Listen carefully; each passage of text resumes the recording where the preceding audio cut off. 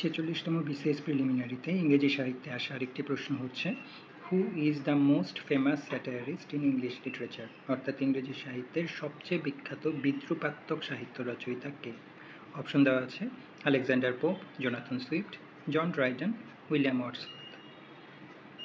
Answer হবে Jonathan Swift. Jonathan Swift ইংরেজি সাহিত্যের সবচেয়ে বিখ্যাত স্যাটায়ারিস্ট। তার রচিত বিখ্যাত দুটি স্যাটায়ারের নাম হচ্ছে গালিভার্স ট্রাভেলস এবং এ মোডেস্ট প্রপোজাল। এই দুটি জোনাথন সুইফটের লেখা অত্যন্ত বিখ্যাত দুটি স্যাটায়ার। এছাড়া তার আরও দুটি বইয়ের নাম হচ্ছে এ টেল অফ এ ট্যাপ এবং the battle of the books. ইংরেজি সাহিত্যের আরও একজন বিখ্যাত স্যাটায়ারিস্ট হচ্ছেন আলেকজান্ডার পোপ। তার লেখা একটি বিখ্যাত বইয়ের নাম হচ্ছে the rape of the lock. The rape of the lock Alexander পোপের লেখা একটি বিখ্যাত মক হিরোইক এপিক।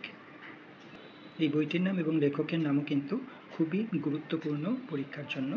তাহলে এই যে প্রশ্ন দেওয়া আছে, এই প্রশ্নটির অ্যান্সার হবে জোনাথন সুইফট। ধন্যবাদ।